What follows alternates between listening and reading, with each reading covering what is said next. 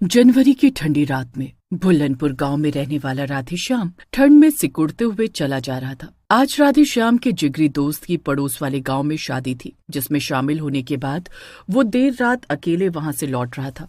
अरे आखिरी बस भी निकल गई तो बड़ी आफत हो जाएगी। इतनी रात में गांव के लिए कोई साधन भी नहीं मिलेगा। बस ने उसे गांव के बाहर के बस स्टॉप पर उतार दिया था, लेकिन अब वहां से उसे अपने घर तक पैदल ही जाना था। आज मेरे यार की शादी है, आज मेरे यार की शादी है, यार की शादी है, मेरे दिलदार की शादी है। आज तो बड़ी ठंड है, खेतों के रास्ते से ही निकल लेता हूँ। थोड़ा जल्दी पहुँच जाऊंगा, वरना घर पहुँचने में 1 घंटा लगेगा। राधेश्याम जल्दी घर पहुंचने के लिए खेतों वाला रास्ता पकड़ लेता है। तभी उसकी नजर खेत में खड़े बिजुका पर पड़ती है। एक घड़े से उसका सर बनाकर उसके ऊपर कुछ घास फूस रखी हुई थी। अरे अब मुझे चढ़ गई है क्या? ये बिजुका इतना अजीब सा क्यों नजर आ रहा है? ऐसा लग रहा है जैसे मुझे देखकर मुस्कुरा रहा हो। अरे राधेश्याम, तेरा दिमाग अपनी जगह से हिल गया है लगता है। बिजुका कोई इंसान थोड़ी होता है जो तुझे देखकर मुस्कुराएगा। राधेश्याम ने उस ख्याल को अपने दिमाग से झटका और एक बार फिर लंबे लंबे कदम बढ़ाकर खेतों को पार करने लगा।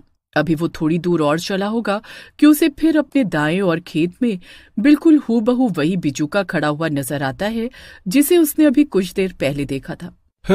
ऐसा कैसे हो सकता है?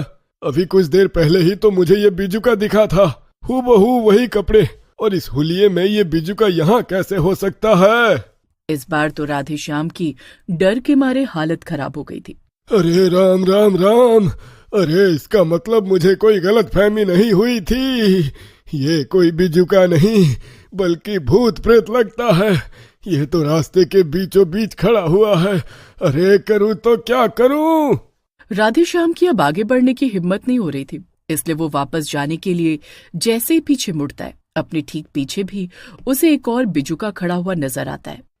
मैंने तुम्हारा क्या बिगाड़ा है?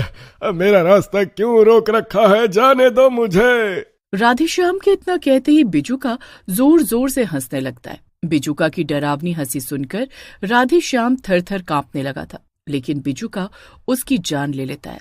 अगले दिन सुबह जब गांव वाले खेतों में आते हैं तो वहां पर राधेश्याम को बिरजू के खेतों में वे देखते हैं। उसके सर से खून बह रहा था। गांव के एक नौजवान युवक की इस तरह से मौत हो जाने से पूरे गांव में अफरा तफरी सी मच गई थी। कुछ दिन बाद, तुम्हें पता है ना, दिन छिपने के बाद खेतों में आना सही नहीं होता। अभी पिछले हफ्ते राधेश्याम यही खेतों में मरा हुआ मिला था। डर नहीं